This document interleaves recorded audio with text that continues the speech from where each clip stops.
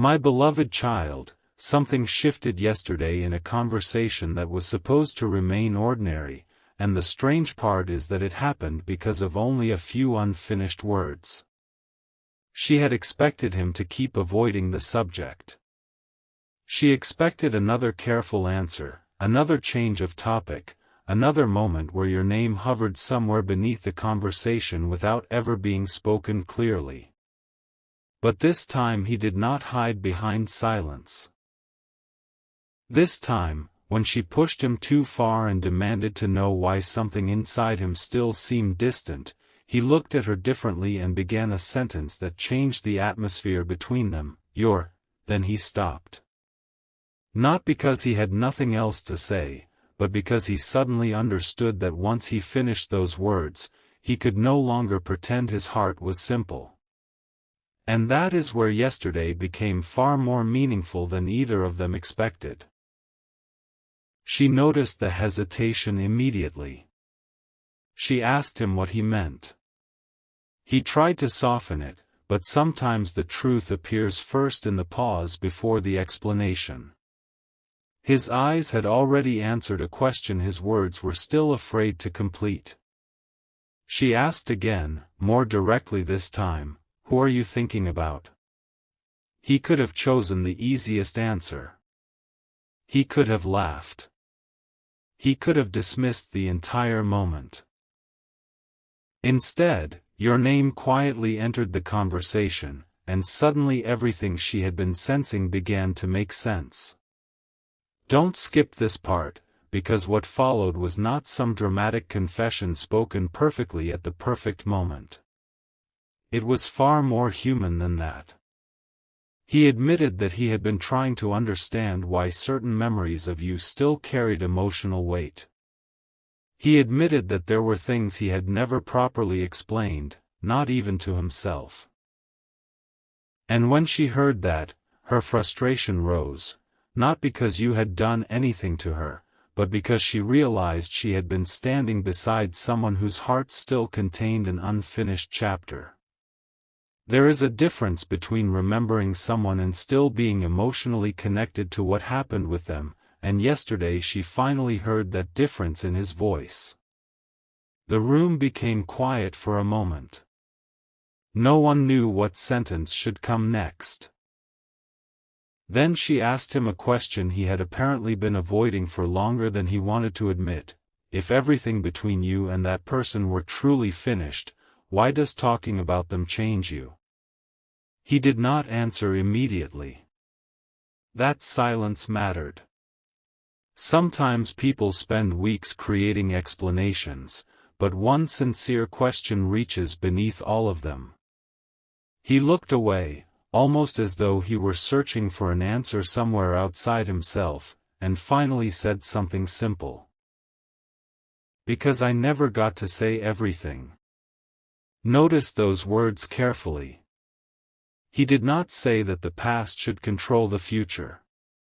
He did not make some impossible promise. He simply admitted that something remained unresolved inside him. And perhaps that is what you have sensed from your side too, that strange feeling that the story did not end cleanly, that too many important things remained between the lines. But something unexpected happened next. She assumed his unfinished feelings were only about regret. She thought perhaps he wanted closure, one final conversation, one neat ending. So she asked him directly, "Then what would you actually say if they were standing here?" That question caught him completely unprepared. For the first time, he had to imagine you not as a memory but as a person standing in front of him again. And the answer that came out was not the answer she wanted to hear. He said, quietly, "I would tell them they mattered more than I ever showed." The energy of the conversation changed right there. She became upset. Not because those words were cruel, but because they were sincere. She had been waiting for certainty from him, and instead she had discovered honesty pointing in a direction she had hoped was closed. She reminded him of all the reasons he had tried to move forward. She brought up the misunderstandings, the distance, the things that never worked perfectly. She wanted logic to overpower emotion. And for a few minutes, he tried to agree with her. He nodded. He repeated some of the same practical reasons he had told himself before. Yet something in him would not settle. Stay till the end of this moment, because this is where yesterday stopped being about an argument and started becoming about recognition. He finally told her, "You keep asking me to explain why I still care, but I don't think caring disappears just because something became complicated." That sentence landed differently. She went quiet. He went quiet. And somewhere inside that silence was a realization neither of them could comfortably avoid anymore. He had spent so much time trying to prove that he had moved beyond you that he had never asked whether moving beyond someone and pretending they meant nothing were actually the same thing. They are not. A person can continue living, learning, changing, meeting new people, and still recognize that somebody once reached a place inside them that was real. That recognition does not guarantee a reunion. It does not erase what happened. But it does demand honesty. And yesterday, honesty finally entered the room. Something important is waiting for you in what he said next, because even he seemed surprised by it. She asked, "So what are you telling me? That they're the one?" He hesitated. Those were heavier words. He did not want to make some grand declaration just because emotions were high. Instead he answered in a way that sounded almost quieter than everything before it. "I'm saying I don't know why I keep trying to convince myself they weren't important when I know they were." That was the moment her frustration truly broke through. She told him she was tired of hearing your name hidden inside every hesitation. She said she could feel when he was comparing the present to something he had never resolved. And rather than arguing back, he listened. That may be the most revealing detail of all. He did not defend himself immediately because part of him knew she had touched something true. There had been moments when a song reminded him of you and he changed it too quickly. Moments when he opened an old conversation and closed it without reading far. Moments when someone mentioned a place connected to you and his expression shifted before he could control it. None of these things alone meant everything. But together, they formed a pattern he could no longer ignore. And perhaps you need to hear this too. Sometimes the most meaningful realization is not that someone has secretly had every answer all along. It is that they are finally becoming brave enough to admit they do not have the answers. He did not know exactly what should happen next. He did not know what you would say if he reached out. He did not know whether enough time had changed both of you in ways that could never be reversed. But he finally knew one thing. He was tired of rewriting the past just to make the present easier to explain. Then something softened. The argument lost its sharpness. She sat down. His voice became calmer. Instead of fighting over you, they began talking about why your memory carried so much weight for him. He described something she had never fully understood. With you, he had felt seen in moments when he did not even understand himself. Not because you were perfect. Not because every interaction was easy. But because there had been a kind of emotional honesty between you that remained memorable even after distance entered the picture. He remembered small things. The way you noticed when his mood changed before he said anything. The way an ordinary conversation could suddenly become meaningful. The way he sometimes wanted to tell you something important and then waited too long. He admitted that much of what he missed was not some fantasy of the past. It was the version of himself that had once been willing to feel without constantly calculating what might go wrong. And then the sentence that started everything finally returned. She looked at him and said, "Earlier you started saying, you're," and then stopped. What were you going to say? For several seconds he gave no answer. This was the sentence he had been escaping since the beginning of the conversation. He rubbed his hands together, breathed slowly, and finally said, "I was going to say, you're asking me to forget someone I never properly understood how to lose." There was no victory in those words. No celebration. Only vulnerability. Because sometimes realizing that somebody still matters does not immediately tell you what to do. Sometimes it simply forces you to stop lying to yourself. She asked whether he still loved you. He did not rush toward a dramatic answer. Instead he said, "I still care about them enough that pretending otherwise feels dishonest." And somehow that quieter sentence carried more weight than anything exaggerated could have. He was not promising a future he could not guarantee. He was recognizing something present inside him right now. She asked him whether he thought you still cared too. He smiled faintly, but not confidently. "I don't know," he said. "I never really gave them the chance to know everything I felt." Those words changed the direction of the conversation again. Until then, yesterday had been about what he felt. Suddenly it became about what you may never have been told. There were apparently moments when his distance looked like indifference but was actually hesitation. Moments when he wanted reassurance but acted detached instead. Moments when pride turned a simple conversation into silence. He recognized something uncomfortable but important. You may have walked away believing things about his feelings that were never completely true because he had never communicated clearly enough to correct them. And this is where the story becomes personal for you. Have you ever replayed one of those moments and wondered whether you misunderstood the silence? Have you ever thought, if they cared, why didn't they say something? That question may have followed you longer than you admit. Yesterday, he finally asked himself the same thing from the opposite side: if I cared, why didn't I show it? He had no perfect answer. Fear of rejection played a part. Timing played a part. Pride played a part.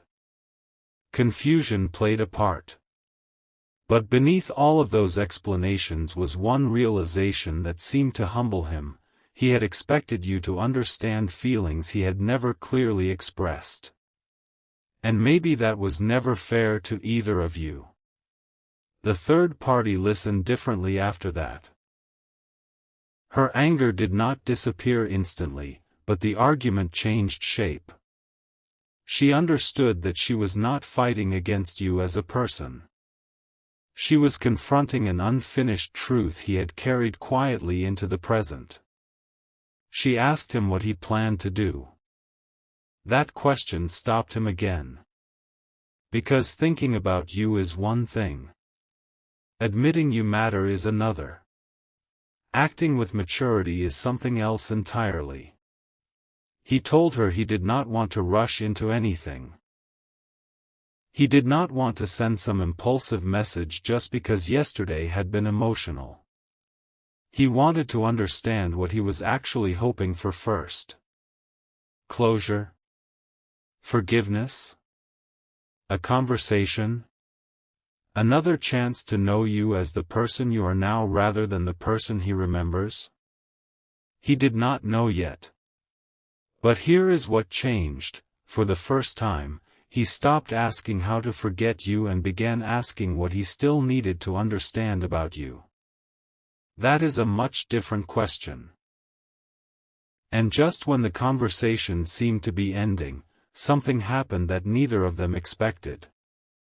His phone lit up. He looked down at the screen, and his expression changed, not dramatically, just enough for her to notice. She immediately asked, "What is it?" He turned the phone over without answering.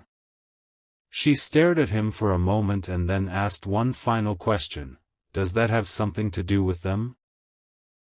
He looked at the phone again, almost conflicted, and what he said next revealed that yesterday's argument had uncovered only the first layer of what had actually been happening behind his silence.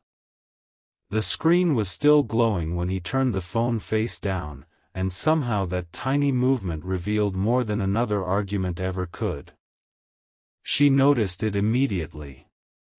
Not the name, not the message, not even what had appeared on the screen. Only the way his entire expression softened for half a second before he tried to hide it. Yesterday had already forced him to admit that you still mattered, but now there was something else standing quietly between them, something he had not mentioned when she asked why your name still carried so much weight. She looked at the phone, then back at him, and asked again, "Does that have something to do with them?" He could have said no. It would have been easy. One word could have ended the question. Instead he stayed silent long enough for her to understand that whatever was on that screen was connected to the truth he had only begun revealing. What she did not know was that this was not the first time his phone had pulled his thoughts back toward you. For several days, he had been carrying something he had never explained to anyone. It was small enough that another person might have dismissed it, yet personal enough that he could not. And the moment she realized he was hiding another piece of the story, yesterday's conversation opened all over again. "What happened?" she asked, quieter now. He picked up the phone but did not unlock it. His thumb rested against the edge as if he were deciding whether honesty would make everything simpler or far more complicated. Then he said, "It's not what you think." She almost laughed at that because those words usually mean something matters more than the speaker wants to admit. But before she could respond, he added, "I saw something a few days ago. Something connected to them. And I haven't been able to stop thinking about it." Don't skip this moment, because this was where the argument stopped being about an old memory and became about something happening in the present. She asked what he had seen. He hesitated. Then he unlocked the phone, moved through a few screens, and showed her something ordinary, a photograph. Nothing dramatic. Nothing designed to change anyone's life. Just an image connected to you that had somehow reached him unexpectedly. Perhaps through someone you both knew. Perhaps through an old account he had not checked for a long time. The exact path mattered less than what happened when he saw it. He told her he had stared at that photograph longer than he wanted to admit. Not because of how you looked. Not because he was chasing nostalgia. It was your expression that unsettled him. There was something calmer about you. Something more settled. Something that made him realize time had continued changing you while he had been carrying an older version of you inside his mind. And suddenly he understood that he had been remembering you as if you were frozen inside the last chapter you shared together. But you were not frozen. You had kept living. You had experienced days he knew nothing about, laughed at things he never heard, overcome moments he was not there to witness, and perhaps discovered parts of yourself that did not exist when the two of you were close. That realization affected him more deeply than he expected. He told her, I looked at that picture and realized I don't even know who they are now." She asked why that bothered him. He answered quietly, "Because part of me still cares." That sentence brought another silence into the room. Yet this silence was different from the earlier one. It was less defensive. More vulnerable. He was finally speaking from somewhere beneath pride. He admitted that seeing you apparently moving forward had forced him to confront a question he had avoided for a long time. If you became completely happy without ever hearing the things he failed to say, would he be able to accept that? At first he wanted the answer to be yes. He told himself your happiness should be enough. And in many ways, he genuinely believed that. But another part of him kept whispering something more complicated. What if you moved forward carrying the wrong understanding of what you meant to him? What if you believed the distance proved there had never been depth? What if you thought his silence meant you were forgettable when the truth was almost the opposite? Something important is waiting for you here, because his struggle was not simply about wanting you back. It was about wanting the story between you to be remembered truthfully. There is a subtle difference. Wanting ownership over another person is not love. But wishing you had communicated honestly before losing the opportunity, that can come from regret, maturity, and the realization that silence leaves its own kind of misunderstanding. He told her he had considered sending you a message after seeing that photograph. He had even opened the conversation. Typed several words. Deleted them. Typed again. Deleted everything. Then locked the phone. She asked what he had written. He smiled faintly, embarrassed by the simplicity of it. I started with, "I hope you're doing well." She asked why he did not send it. He said, "Because that wasn't really what I wanted to say." She waited. He looked at the floor. "I wanted to say I'm sorry I made it look like you didn't matter." And there it was. A sentence he had apparently never said out loud until yesterday. His voice changed after speaking it, almost as if hearing the words outside his own had finally made him understand their weight. He did not blame circumstances. He did not blame you. He did not blame the timing. He looked directly at what he had contributed to the distance and recognized that pretending not to care had probably protected his pride while hurting something much more meaningful. The third party became quieter. Her frustration had been built around the belief that he was secretly romanticizing the past, but now she could hear something more layered. He was examining himself. He was not describing you as perfect. He was not pretending every difficulty between you had magically disappeared. He was facing the fact that some of his choices had created an ending he never properly understood. She asked him, "If you regret it this much, why did you let them go?" That question touched something he had been avoiding since the beginning. He took a long breath and said, "Because I thought if they really cared, they would stop me." Think about that for a moment. Two people can care deeply and still wait for each other to make the first move. One person becomes quiet, hoping the other will notice. The other becomes distant, believing the silence means they should leave. Pride enters where clarity should have been. Then both walk away thinking the other made the decision. He admitted that this may have happened between you. He had expected you to interpret his hesitation as an invitation to come closer. You may have interpreted that same hesitation as a reason to protect yourself. Neither of you necessarily had the full picture. And yesterday, for perhaps the first time, he began considering that possibility seriously. She asked whether he was saying everything between you had simply been a misunderstanding. He shook his head. No, he said. There were real problems. But I think we made them bigger by never saying what we actually felt. That answer mattered because it was grounded. He was not rewriting history into a perfect love story. He was acknowledging complexity.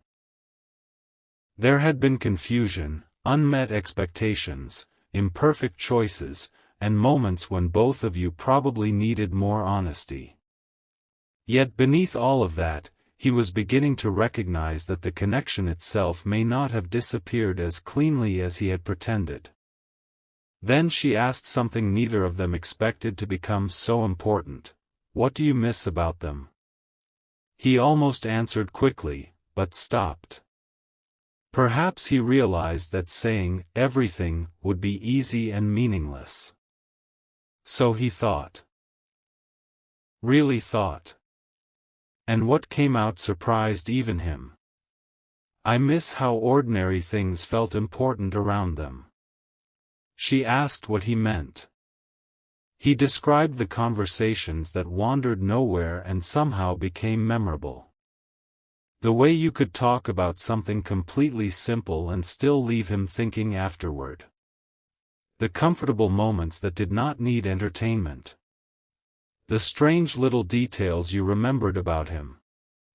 The moments you could sense when he was pretending to be fine.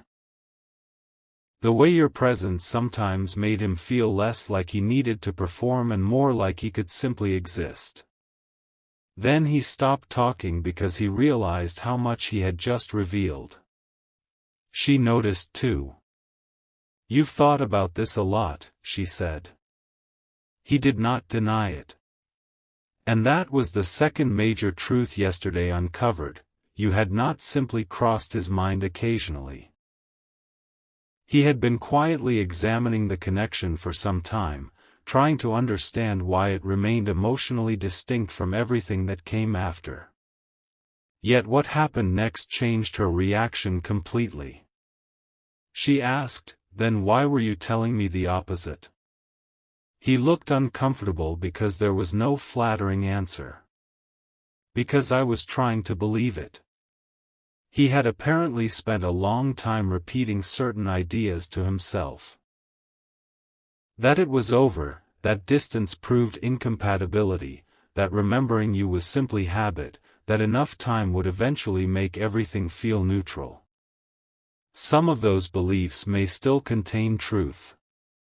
But yesterday he admitted that he had sometimes spoken with more certainty than he actually felt because certainty was easier than ambiguity. It allowed him to keep moving without confronting the unanswered questions underneath. She stood and walked toward the other side of the room. For a moment he thought another argument was coming. Instead she said something unexpectedly mature, then stop involving other people in something you haven't understood inside yourself. Those words reached him. Whatever tension existed between them, she had identified something important. He could not keep building new expectations while remaining emotionally unclear about an old connection.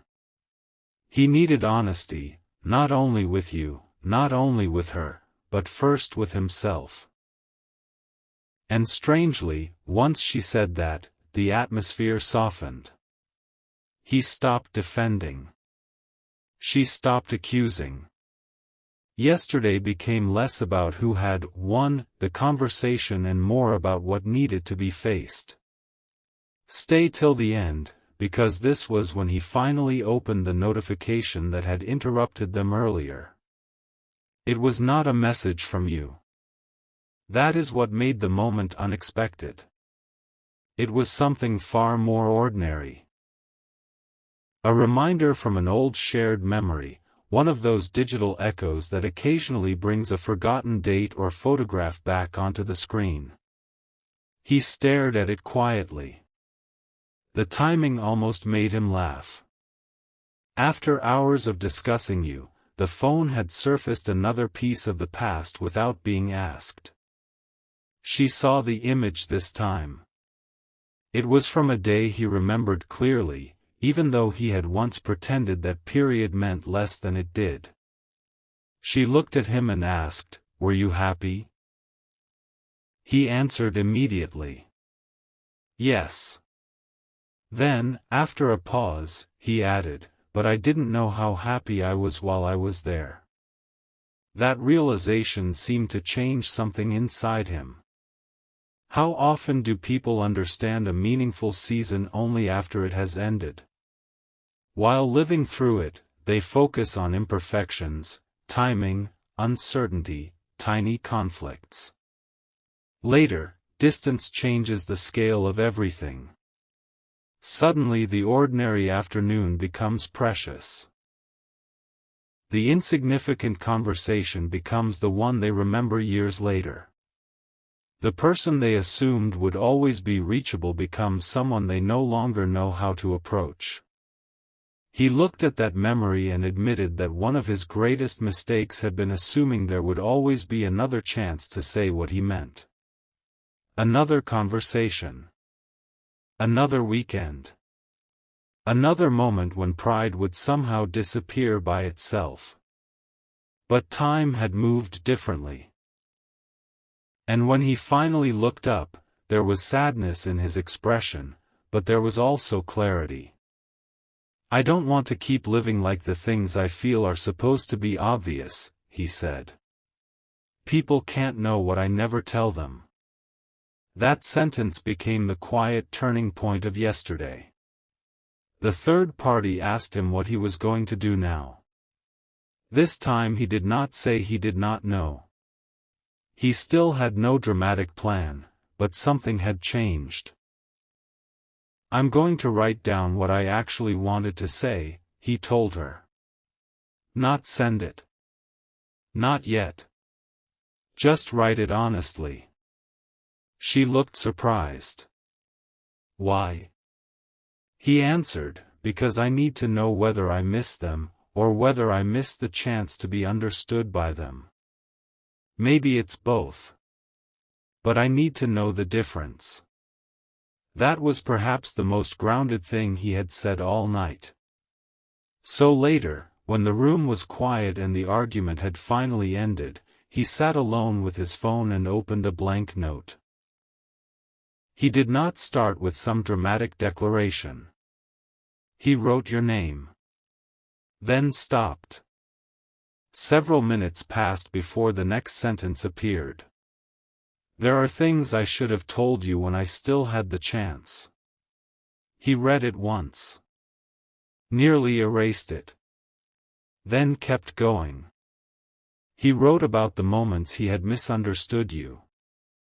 He wrote about the times he acted distant because vulnerability made him uncomfortable. He wrote about what he appreciated and never acknowledged. He wrote about the things he still did not understand. And importantly, he wrote that he did not expect anything from you. He was beginning to understand that honesty should not come with a demand attached. If he ever spoke to you again, he wanted the conversation to give you clarity, not responsibility for his emotions. Then he reached a sentence that stopped him completely. The cursor remained blinking after the words, "The truth is, when I said you're." There was that unfinished phrase again, the same phrase that had triggered yesterday's entire conflict. He stared at it for a long time. He had almost finished the sentence during the argument. Almost revealed the exact words that had been sitting underneath everything. But something had held him back. Now no one else was in the room. There was nobody to impress. Nobody to defend himself against. Nobody to interrupt. Only him, the blank screen, your name above the paragraph, and the sentence he had been unable to complete. Slowly, he began typing again. He wrote several words, stared at them, then covered his mouth with his hand as if he had finally admitted something even he had not been ready to see. Because the ending of that sentence was not what the third party believed he meant yesterday. It was not simply, "You're important." It was more personal than that, and the reason he had been unable to say it aloud was connected to one specific moment between you that he had never told anyone he still remembered.